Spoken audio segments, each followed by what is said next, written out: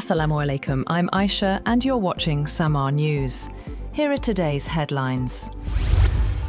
US President Donald Trump has said that talks with Iran will happen on Monday, but declined to set a deadline for an agreement. As he returned to Washington from a weekend in New Jersey, Trump told reporters that a negotiation would begin on Monday afternoon, but did not provide details of where it would take place or who would be involved. Asked if there was a deadline for Iran to come to an agreement, Trump declined to answer. He said he's not looking to kill people because a lot of people die.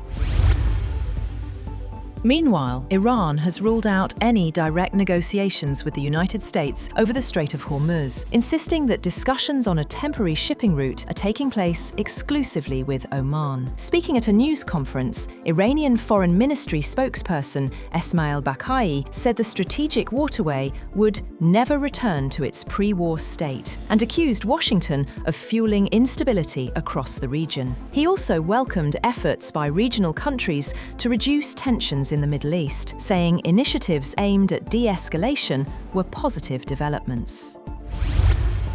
On the other hand, US Defense Secretary Pete Hegseth has reiterated President Donald Trump's warning that the US military remains on full alert and ready to act against Iran, insisting that Trump's decision to postpone a planned strike had not affected America's military readiness. In a post on X, Hegseth said the US Department of Defense remained prepared to respond at levels not seen since World War II. He also echoed Trump's recent remarks about the scale of the operation that had been under consideration. Iranian Foreign Minister Abbas Araghchi visited the Imam Ali Shrine in Najaf on Monday, ahead of the annual Arbaeen gathering. Arbaeen marks the end of a 40-day mourning period for Hazrat Imam Hussein alayhi as-salam. He is expected to travel to Karbala next. Iranian pilgrims in Iraq are dedicating their Arbaeen rituals to late Supreme Leader Ali Khamenei.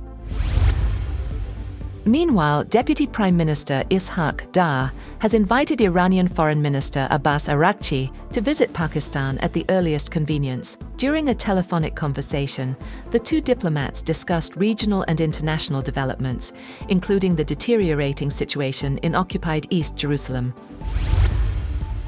Iran has said that the US-Israel war is a war against the entire region, not just Tehran.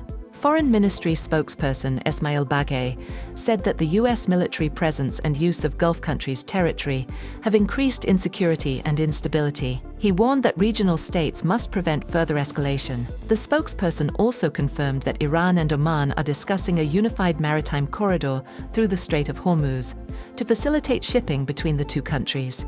He said the proposed two-way corridor would combine routes through Iranian and Omani waters and serve the interests of both countries until a permanent shipping route is established.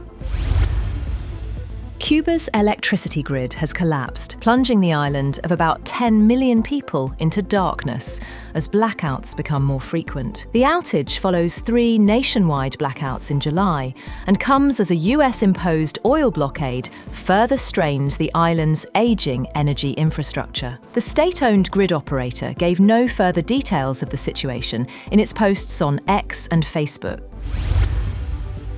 At least 7 people have been killed, including 3 children, in what Russia says was a Ukrainian drone strike on a crowded beach at the Black Sea resort of Gelendzhik. Around 40 people were also injured in the drone strike. Moscow has accused Kyiv of deliberately targeting civilians, while Ukraine has not commented.